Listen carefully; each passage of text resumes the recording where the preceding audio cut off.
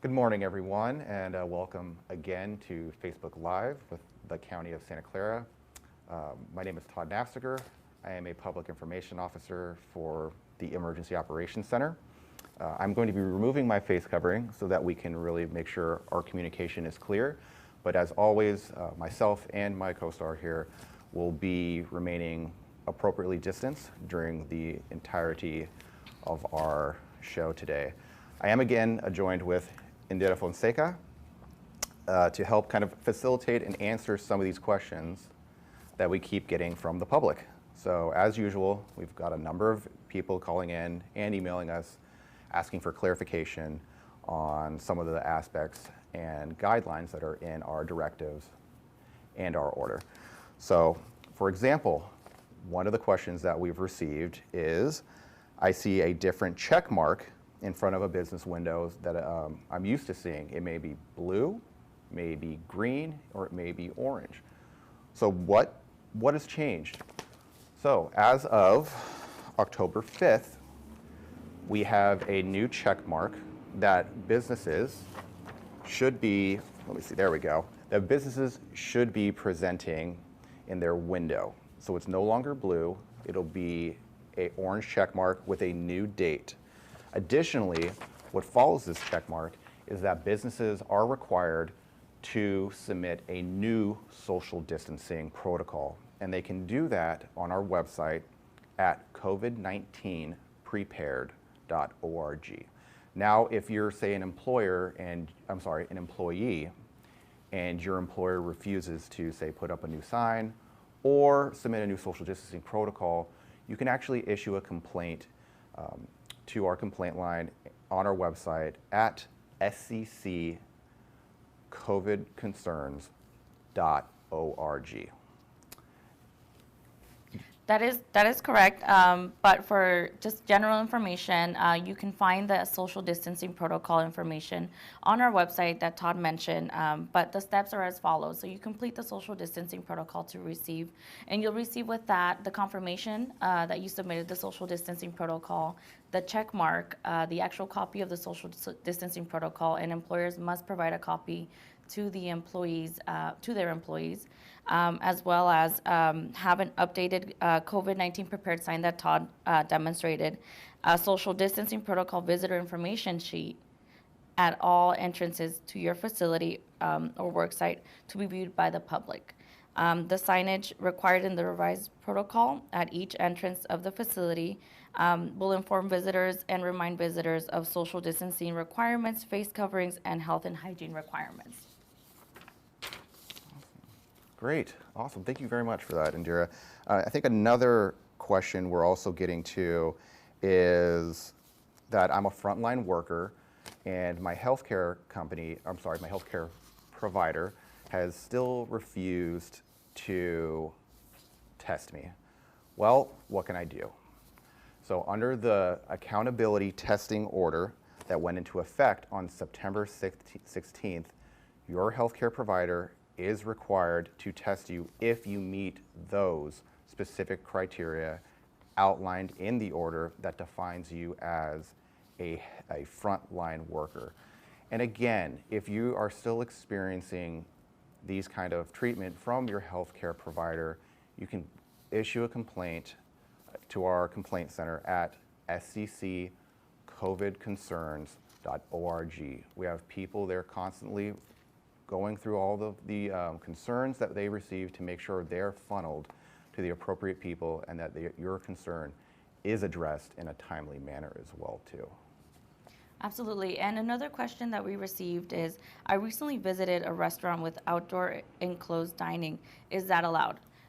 To operate for outdoor dining service, a facility must allow for the free flow of outdoor air throughout the entire space and satisfy the following conditions. And I'm going to be holding up what is permitted and what is not under our directive.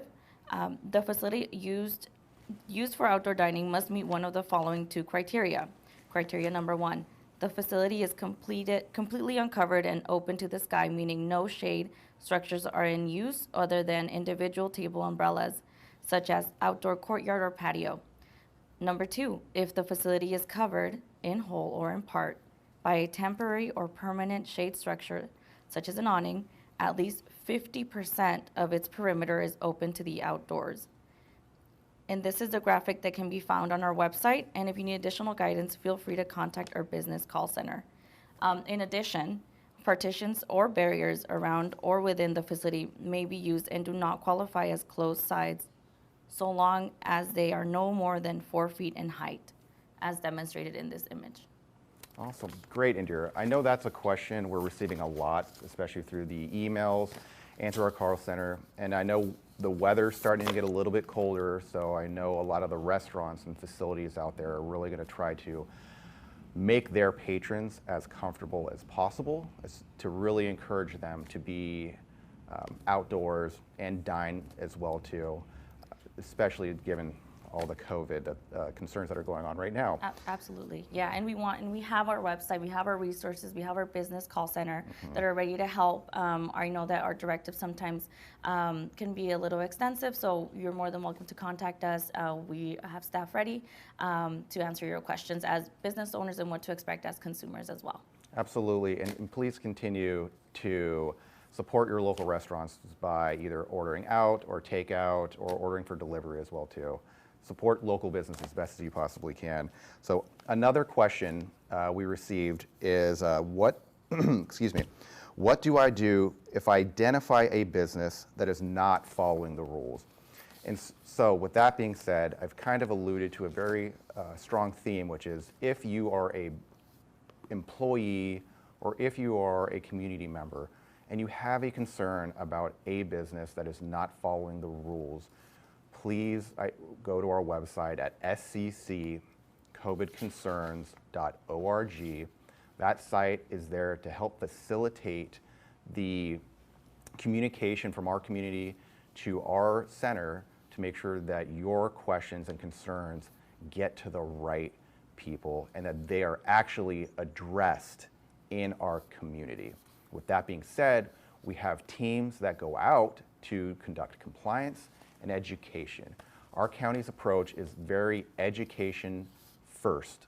So we want to make sure those businesses are educated to make sure that they're aware of how to better operate their business. And we have a team that specializes in going out there and visiting those businesses.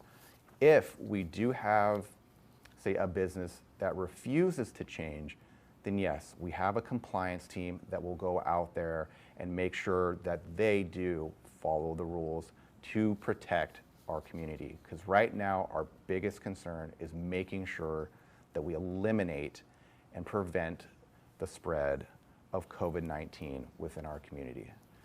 Absolutely, and in addition, if a business has questions about an individual that has contacted them or is authorized by the county, the health officer and the state health officers, you can definitely contact our business call center to verify. The business call center, as you know, the number is 408-961-5500 and ask for confirmation as well. Absolutely. Make sure that you are protected as a business and that you continue to protect your business by making sure people are there to better serve you as well. Well, with that being said, Indira, do you have any other questions you want to address? Absolutely. So my last question that we've great. been receiving is what types of face coverings are safe to wear and which ones are not. So face coverings, the purpose of face coverings are to ensure the safety of yourself and others. So face coverings that you wear to work or at a business may be either disposable surgical mask or reusable cloth mask that you make or buy. It must have at least 2 layers of material, fit snugly over the nose, mouth, and chin, hooking around the ears or tying behind your head. Do not wear your face covering below your nose or with the top tucked under your chin. The following categories of face coverings do not provide enough protection against the spread of COVID-19, such as neck gaiters and valve masks. So those are not recommended at the moment. Great, and I know that's kind of been a big theme recently as well too, because as people continue to wear their face coverings, I think we try to be as more stylish as we can to match our outfits. As I've been seeing some very creative face masks out there in our community and even at my own workplace as well too. Well, thank you all again for tuning in with us. We will have another Facebook Live on Friday as well too at the same time. Please, everyone, be safe out there and continue to get tested. Thank you very much. Thank you.